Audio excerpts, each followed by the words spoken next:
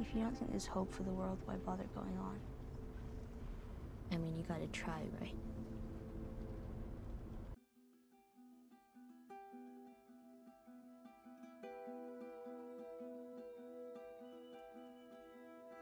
Before this video starts, I want to be honest with you all. Recently, my mental health has been taking a bit of a toll, which is why I haven't made an actual video since November.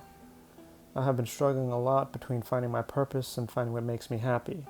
But one of the things that has always made me happy was creating. So I decided I would come back and make a few videos, maybe, about the things I genuinely care about and genuinely want to talk about. And one of those things is The Last of Us.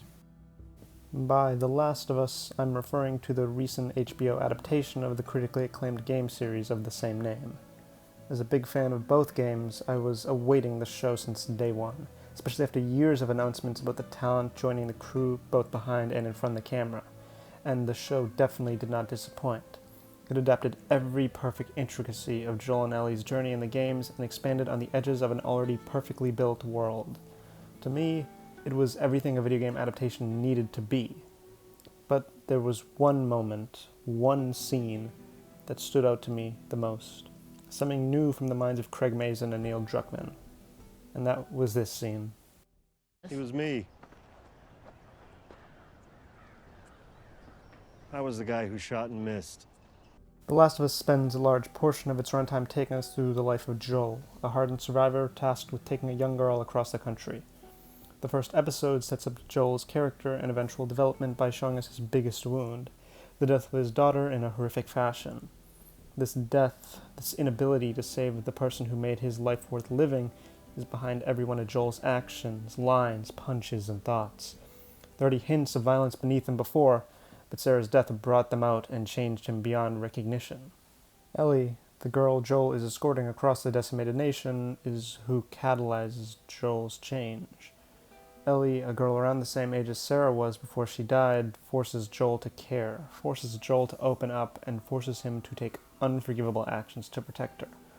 She teaches Joel to love again. But you all already knew this. After all, it's pretty obvious in the subtext, and there have been thousands of video essays about that before, and there will be 1,000 more made after. What I want to focus on most is one scene where Joel opens up wholly and completely to Ellie. I was the guy who shot and missed. Sarah died. And I couldn't see the point anymore. Simple as that. And I wasn't scared either. I was ready. I couldn't have been more ready. When I went to pull the trigger, I flinched. Still don't know why. The reason I'm telling you all this I is... know why you're telling me all this. Yeah, I reckon you do. So time heals all wounds, I guess. It wasn't time that did it.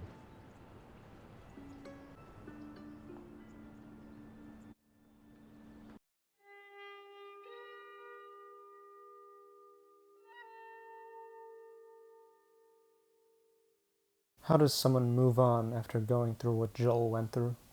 How does someone find purpose after losing everything that mattered to them? Hell, how does someone find purpose in the apocalypse, a world where everything is gone and nothing matters but simply surviving?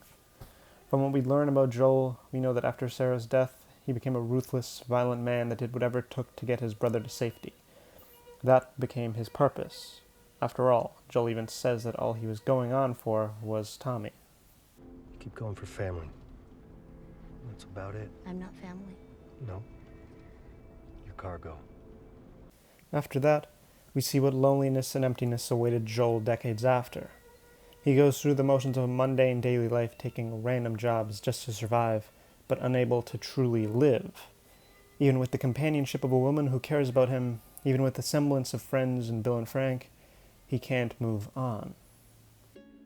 Just because life stopped for you doesn't mean it has to stop for me. It isn't until Ellie comes along that he finds that purpose again. And it scares Joel.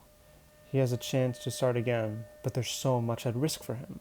The possibility of being able to open up to love again, to find purpose, scares him to the point that he is forced by everyone around him to start on his journey. He's so afraid to go through the pain again, the pain of loss, that he nearly gives up Ellie, knowing that it'll hurt him more. You want me to take her? I'm just gonna get her killed, I know it. I know it. I have to leave her. But as much as at risk for him, he knows he can't live without trying to protect this girl that gave him hope again, that made him look for the light. Joel lost his purpose when his daughter died. He didn't think his life was worth living until he found Ellie, until he found a reason to keep going. His purpose.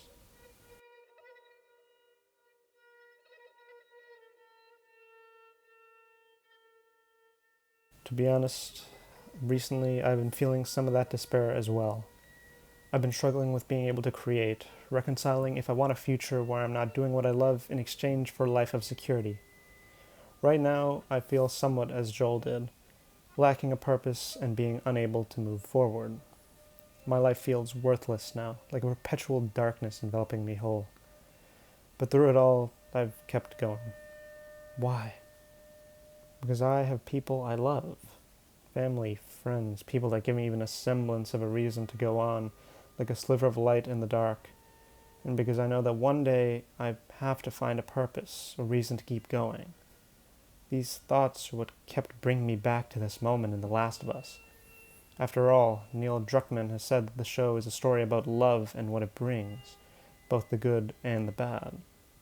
These ideas are perfectly presented in episode 3, Long, Long Time, which breaks from the main plot of the story to tell a story of love between Bill and Frank as they live in their isolated home. The episode as a whole is a beautiful examination of those themes of love, but one line sticks out to me the most. I'm old. I'm satisfied. And you were my purpose. Long, Long Time shows how Bill, who managed to create a safe haven simply to survive, learned to live by finding love to share his home with. Love that gave him purpose when all else is lost. Sometimes what we love can hurt us, or make us hurt others. Sometimes love is what gets us through our darkest times. Sometimes, as The Last of Us shows, love can be a purpose. No matter how terrible of actions it makes Joel or Ellie take, their bond gives them purpose. Protecting each other gives them a chance to live again. So time heals all wounds, I guess. It wasn't time that did it.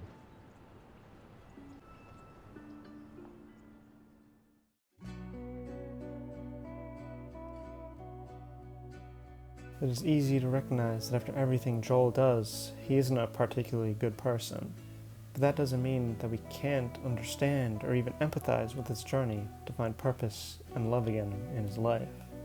And that brings me back to my own recent feelings. Maybe my life won't end up how I anticipated. Hell, maybe I won't find a greater purpose. But I can try to keep going until I do, and I can appreciate those in my life that give me a reason to try. Time may not heal all wounds, but maybe the people that love us can.